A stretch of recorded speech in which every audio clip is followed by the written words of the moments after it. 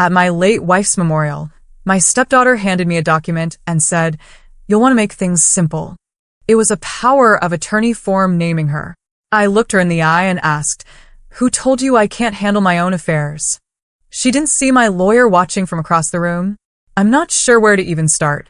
I've rewritten this a dozen times trying to get the tone right, but screw it. I'm going to just tell the truth. My name is Carl. I'm 67. I live in Mesa, Arizona. I retired 6 years ago after running a small but successful HVAC business for most of my adult life. Nothing fancy, but I worked hard, paid my taxes, and saved every damn penny I could. Life was never easy, but I never expected easy. I married Denise in 2006. It was the second marriage for both of us. She had a daughter, Erica, who was 19 at the time. I won't lie, Erica never liked me. She was polite when she had to be, but she always treated me like I was standing in her father's spot. Her real dad, Tim, died in a car accident when Erica was 12, and I understood that kind of grief could plant roots deep.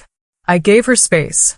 I never tried to be her dad, but I showed up to her college graduation, helped pay off her student loans when she got into a bind, even co-signed on a loan for her first condo in Scottsdale. Denise and I didn't have any children together, so I always figured helping Erica was just part of the deal. Family, right? Denise got sick in 2023. Ovarian cancer. Stage 3 when they found it. We tried everything: surgery, chemo, experimental trials. I quit the part-time consulting work I'd been doing and became her full-time caregiver. Every doctor's visit, every ER trip, every awful day after chemo, I was there.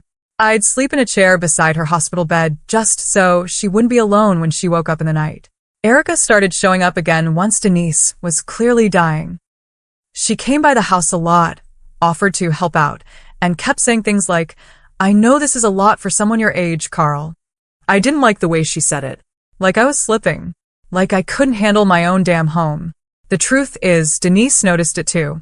About 3 weeks before she passed, she told me, "If anything happens, don't let Erica bully you." She's been asking questions about the house, about my accounts. I asked her if she had changed anything in her will. She just shook her head and said, "No, I trust you'll do the right thing." She died quietly at home. I was holding her hand when she went. The memorial was small. Denise wanted it that way. Just close friends and family. I was still in shock that morning. I hadn't cried yet. I felt like I was outside my own body, just moving from room to room, greeting people I barely recognized. Then Erica showed up in black heels, a designer bag, and an envelope. She hugged me, real stiff. Then pulled me aside and said, "I brought something that'll make everything easier on you." She pulled out a power of attorney form, already filled out, naming her. It looked like she'd had it drafted by someone who knew what they were doing. "You'll want to make things simple," she said. "I can take care of the bills, the paperwork, the house." I looked at her and said, "Who told you I can't handle my own affairs?" Her smile didn't move. "I'm just trying to help. Mom said you'd need it." I didn't say a word, just folded the document and slid it into my jacket. What she didn't know was that my lawyer, Doug Langston, was standing a few feet away pretending to check his phone. Doug has been my attorney for nearly 30 years. We golfed together. He's seen every business deal, every tax filing, every estate draft. He already knew something was off when I told him Erica kept showing up. After the memorial, the real trouble started. Doug called me 2 days later and said, "Carl, we've got a problem." Turns out, someone had attempted to access Denise's investment account using a POA form. They were denied because the signature didn't match, but that raised a red flag. Then the trust holding our joint property, mainly the house and some land in Tempe, received a request for beneficiary change. Erica was trying to move everything under her name. She didn't stop there. She filed a motion with the probate court to become my financial conservator, citing grief-induced cognitive decline. She submitted statements from a friend who claimed I'd forgotten to pay bills, missed appointments, and had shown signs of early dementia. Total garbage. She wanted me declared legally incompetent. Doug filed a countersuit so fast it made her head spin. We submitted medical records, bank statements, security cam footage from my front door showing her coming and going with files she never had permission to touch. This wasn't just greed. This was a premeditated power grab. But I wasn't just going to defend myself. I was going to dig until I found every lie she ever told and make her answer for it. I thought Erica hitting me with the power of attorney form at Denise's memorial was the lowest she could go. I was wrong. Doug and I started tracing the documents she tried to submit. He's got connections, and we were able to quietly talk to a few clerks and notaries around Maricopa County. Turns out, Erica had used a mobile notary for one of the fake documents, someone who notarized a signature Denise supposedly gave just 5 days before she passed. Only problem? Denise couldn't hold a pen by then. She could barely lift a fork. I still have the journal Denise kept during those final weeks. Her handwriting turned to shaky scribbles. No way she signed anything legal. Doug said we'd need to bring in a handwriting expert if it came to court. I said do it. Then came the bank notices. I had 3 accounts, 1 checking, 1 savings, and 1 Denise and I used for joint expenses. I logged in one morning and found a hold placed on the joint account. When I called, the rep told me there was a dispute filed regarding ownership.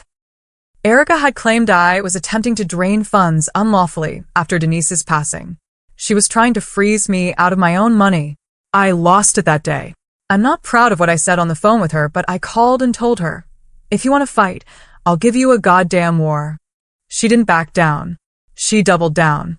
Next thing I know, I get a letter from Adult Protective Services. A formal inquiry. Someone, guess who? Reported that I was confused, unstable, and being manipulated by a lawyer for financial gain. Erica was trying to build a case that Doug was the one pulling the strings. She told the agent I was vulnerable to exploitation. I invited the caseworker into my home, sat him down, showed him the files, the messages, the notarized forms. I even let him talk to my neighbor who's a retired nurse and sees me walk my dog every morning at 6:30, like clockwork. The APS agent closed the file in 3 days. But the damage was done. Friends started distancing themselves. Rumors started, small at first, then louder. Is Carl okay? He's been through a lot. Maybe he's not thinking straight. I could feel it.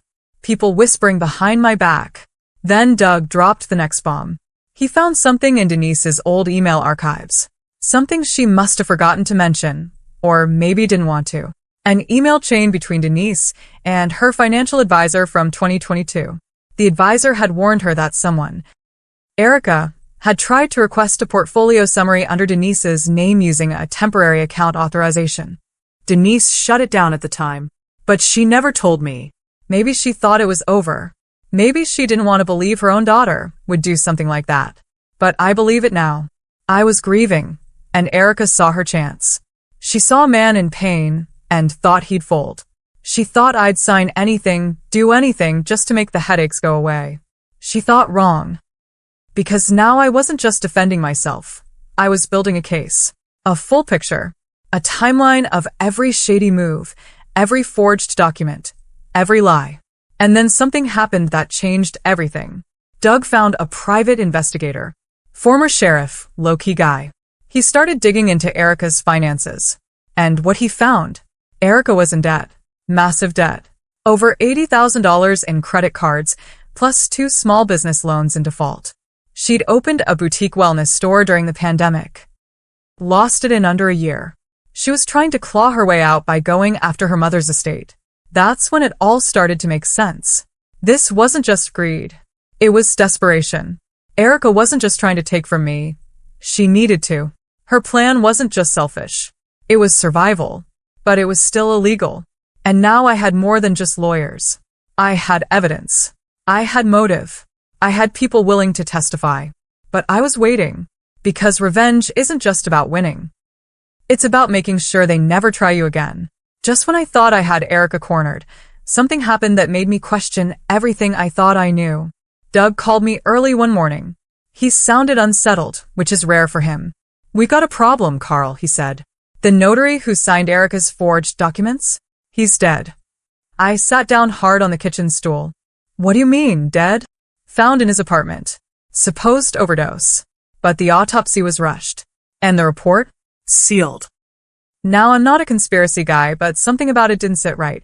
Doug said the guy, Jason Bell, was 34, no criminal record, no history of drug use, and he just renewed his license 3 weeks prior. And yet somehow, right after I challenged the validity of a document he'd notarized, he turns up dead? Doug's words were careful. We don't have proof of anything yet, but someone's cleaning up loose ends. The tension in my chest didn't go away for days. And then it got worse. One night, around 11:30, I caught someone trying to break into my garage. I keep everything locked, especially since Denise passed. I heard the noise, metal scraping, and got outside just in time to see a figure running down the alley. They dropped something on the way out, a phone. Doug had a tech guy crack it. It was a burner phone. Mostly wiped, but it had one contact saved. We traced the last few texts, and sure enough, there were messages about documents and timing. Nothing directly incriminating, but it didn't take a genius to connect the dots. That was when I realized Erica wasn't working alone. Doug and I did some digging and found her boyfriend, Mark, had been arrested twice in California. Credit card fraud and impersonation. Charges dropped both times, but the pattern was there. He was the one who helped her draft the POA forms, we think. Probably the one who tried to access Denise's accounts too.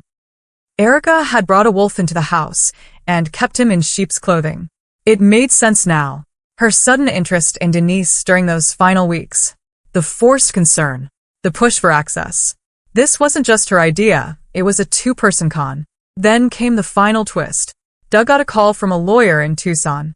He represented Denise's first husband's estate, Tim's family. They'd heard about the conservatorship case Erica filed, and they were angry. Why? Because Erica had tried the same stunt on them 3 years ago. Tim's mother had dementia. Erica showed up, offered to help, and ended up moving a chunk of her grandmother's estate into an LLC in her name. When they found out, the family threatened her legally, but they never pursued criminal charges. They regret that now. We got affidavits. Testimony. More ammo. This wasn't a one-time mistake. This was a pattern. And now I wasn't just going to defend myself. I was going to expose Erica for what she really was. In public. Where everyone who whispered about me would see the truth. I gave Erica every chance to walk away. Quietly. With dignity. I even told Doug to hold off filing the full petition with the state board until I was sure. But she didn't walk away. She doubled down. She showed up to the court hearing for the conservatorship in a tailored suit, fake tears in her eyes, and told the judge I was unstable and vulnerable, that I was being controlled by a predatory lawyer, and that I was no longer capable of making sound decisions. She had no idea what was coming. Doug and I had prepared everything. Every fake document she submitted. Every attempt to access funds. The evidence from the burner phone. The affidavits from her own family in Tucson. Even a forensic handwriting expert ready to testify that Denise could not have signed anything in those final days. But the moment that turned everything came from someone Erica never expected. A nurse. One of Denise's hospice caregivers. She took the stand, looked directly at Erica, and said, "I was there every day the last 2 weeks. Denise couldn't speak without pain, let alone sign legal forms. That girl never came to visit." The courtroom went dead silent. Even the judge stared at Erica, like something in him had shifted. It got worse for her. Doug had pulled Erica's financials. He laid it all out, the boutique failure, the loans, the default notices, the credit card debt. Then he introduced the piece we'd saved for last, an active wire transfer attempt made 3 days after Denise died, $25,000 from the joint account, sent to a brand new LLC in Erica's name. She hadn't just tried to take over. She'd already started stealing. The judge dismissed her petition immediately, but I wasn't done. We filed a civil suit for attempted fraud, elder abuse, and financial exploitation. The notary's family also filed a wrongful death suit based on pressure and coercion from Erica and Mark. Then came the press. A local news station caught wind of the case. The headline ran, "Widower battles stepdaughter's power grab after wife's death. Court says forgery. Fraud involved." People started talking. The same ones who whispered behind my back now looked at me with sympathy and disgust toward her. I watched Erica unravel in real time. Her boutique friends dropped her. Her boyfriend disappeared. She lost her condo after missing too many payments. I didn't even need to push that last part. Karma did it for me. But I made one final move. I bought the condo, quietly, through a friend's real estate firm. Cash. And when she was finally evicted, with nowhere to go, she saw the name on the mailbox. Carl. Just Carl. No last name. Just mine. I stood there, keys in hand. You wanted control, I said. Now I have yours. She didn't say a word, just turned and walked away. No low shots. No more hearings.